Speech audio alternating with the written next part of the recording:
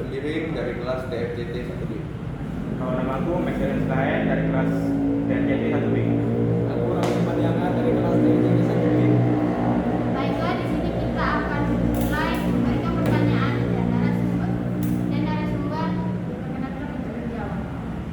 Teman-teman, di sini kita akan mulai satu pertanyaan pertama. Apa sih tantangan terbesar yang kalian hadapi mahasiswa dalam menjaga dan menumbuhkan rasa semangat persatuan Indonesia di kalangan mahasiswa yang sangat beragam? Dimulai dari aku ya. Jadi, kalau misalnya menurut aku Bu, tantangan terbesar ini tuh ada di perbedaan cara pandangnya. Jadi kadang perbedaan cara pandang itu yang membuat sikap rasa paling benar itu muncul gitu. Jadi kadang dengan sikap paling rasa percaya langsung muncul itu jadi membuat kadang agamanya dan merasa paling benar gitu. Jadi memang dari sudut cara pandang itu kalau menurut aku. Kalau menurut aku sih masih adanya mahasiswa yang menganut paham radikalisme, yaitu paham yang ingin melakukan perubahan secara ekstrim atau dengan berbeda. Kalau menurutku sih karena adanya rasa kurang komunikasi dan kurang rasa peduli, karena adanya menganggap kita berbeda. Kalau aku karena adanya informasi palsu atau hoax, jadi memicu perpecahan. Nah, jadi dari pertanyaan pertama, mereka memiliki jawaban yang berbeda. Itu tergantung teman-teman sekalian ya, mau menganggap yang mana yang bagus atau apa. Tapi semuanya. Pertanyaan yang kedua, ada nggak cerita atau kejadian yang terjadi di hidup kalian yang berhubungan dengan kolaborasi lintas agama dan budaya yang dapat dijadikan contoh untuk menumbuhkan rasa persatuan? Bisa dijawab? Bisa dimulai dari siapa aja? Kayak ada kegiatan militer gitu kan, jadi kami kan jadi berbeda-beda budaya ini kami jadi satu, jadi kami bekerja sama, jadi nyatu gitu. Kalau aku sih nggak ada cerita spesifik dari hidupku, tapi kalau umum saya tambahin itu menurut saya kita bisa menghadapinya dengan cara membuat seperti pertemuan antara agama ataupun antar budaya. Kalau dari aku sendiri ya, karena mungkin teman-teman aku banyak yang berbeda agama dan suku juga, kami tuh biasa sering kalau misalnya ada teman kami yang sakit, kami jenguk, yang sedang kemalangan juga kami jenguk, ataupun sebaliknya lah, ada misalnya jam waktu untuk beribadah, kami akan ibadah dulu baru buat hal yang kami buat, atau sebaliknya teman-teman kami sholat dulu baru buat yang lain. Kalau dari aku kan aku biasanya sekolahnya memang udah Islam kan, jadi waktu kegiatan sosial skill di situ kami ke daerah-daerah yang memang rata-rata non muslim, jadi disitulah baru kayak belajar kalau non muslim kayak gini ya, gini gitu. Jadi di situ baru lagi paham saling agamanya gimana, jadi saling menghormati. Jadi sih.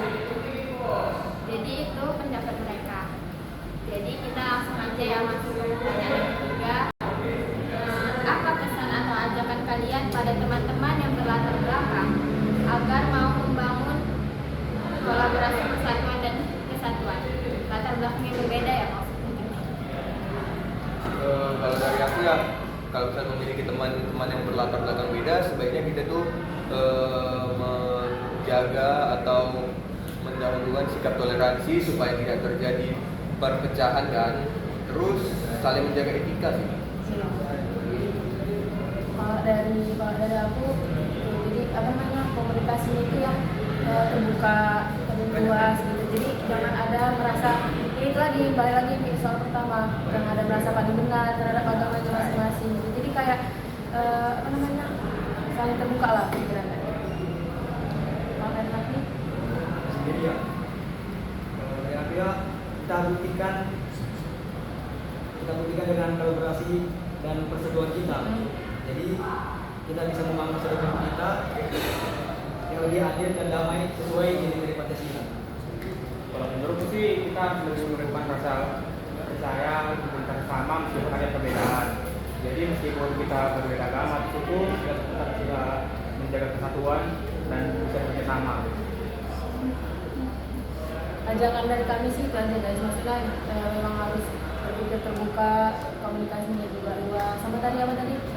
saling percaya ya. Jadi menurut Ya, kalian kalau misalnya tadi kan tentang yang latar belakang beda tadi, kalau misalnya teman kalian itu berbalik sifat gitu, seharusnya kan dari kalian harus nggak boleh saling itu, nggak boleh merasa benar sendiri gitu. Gimana kalau teman kalian itu yang merasa benar sendiri, apa sih yang harus kalian lakukan? Kalau dari aku sebenarnya kita kasih pemahaman dulu ya, kalau misalnya ini buat dia itu kayak nggak bagus itu, karena kan semua negara kita bineka tunggal ika, jadi walaupun berbeda-beda kita harus satu terus ya saling menghormati dan tidak menyinggung lah sama lain. bukan ya istilah kalau ada sifat itu ya pasti Sekian pertanyaannya dan terima kasih untuk kalian yang sudah menjawab pertanyaan ini. Ya, jadi itulah tadi pertanyaan dan jawaban yang menurut mereka dan dari diri mereka sendiri. Sekian podcast kami hari ini. Terima kasih sudah